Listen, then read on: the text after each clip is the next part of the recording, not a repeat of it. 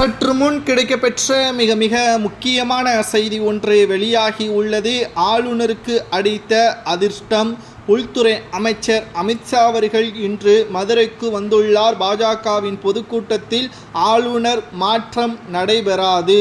தமிழகத்தில் திமுகவின் ஆட்சி கலைப்பு நடைபெறும். ஸ்டாலின் அமைச்சரவையை கலைத்து ஆளுநரிடம் அந்த கடிதம் ஆளுநர் RN ரவி அவர்களிடம் கொடுக்கும் பொழுது மக்கள் மத்தியில் உண்மையான ஆதரவு யாருக்கு இருக்கிறது என்பதை நிரூபிக்கும் வகையிலும் இதுவரை ஆளுநரை குறை கூறிய ஸ்டாலின் அவர்கள் தன்னுடைய ராஜினாமா கடிதத்தை ஆளுநரிடம் கொடுக்கக்கூடிய ஒரு நிகழ்வு ஏற்படும் என்பதையும் இது ஆளுநருக்கு அடித்த அதிர்ஷ்டம். அதாவது ஆளுநர் பதவிக்காலம் முடித்து கிட்டத்தட்ட 8 மாதங்கள் மேல் ஆகிறது. ஆனாலும் இன்று வரை அவரை மாற்றாமல் மத்திய அரசு வைத்திருப்பதற்கு காரணம் ஸ்டாலின் ராஜினாமா கடிதத்தை ஆளுநராக ரவி அவர்கள் பெற வேண்டும் என்ற எண்ணத்தில்தான் என்ற தகவல் தற்பொழுது அமித்ஷா அவர்களது பேச்சால் நம்மால் பார்க்க முடிகிறது.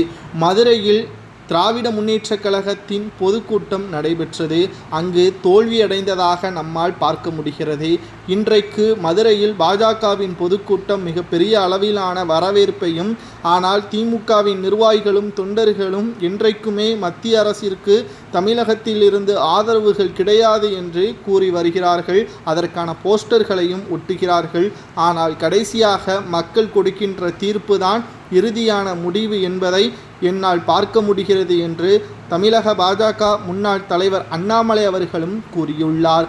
இந்த முறை நிச்சயம் திமுக மக்களால் விரட்டப்படும். கடந்த 11 ஆண்டுகள் மக்களிடம் திமுக சொன்ன பொய்களை நம்பிதான் 2021 சட்டமன்ற தேர்தலில் திமுகவை வெற்றியடைய வைத்தார்கள். அதற்கு பிறகு நடந்ததை அனைத்தையுமே மக்கள் பார்த்துவிட்டார்கள், மறக்க மாட்டார்கள்.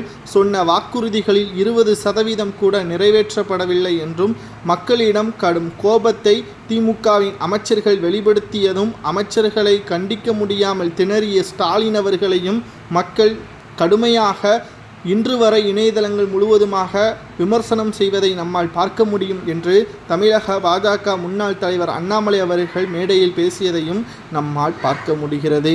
மேலும் ஆளுநர் RN ரவி அவர்களுக்கு அடித்த அதிர்ஷ்டம் என்று இதன் மூலம் சமூக வலைதளங்களில் ஆளுநருக்கு ஆதரவாக பாஜகவின் நிர்வாகிகள் பேசியிருப்பது சரியா தவறா என்பதை கமெண்ட் வாயிலாக கூறுங்கள்.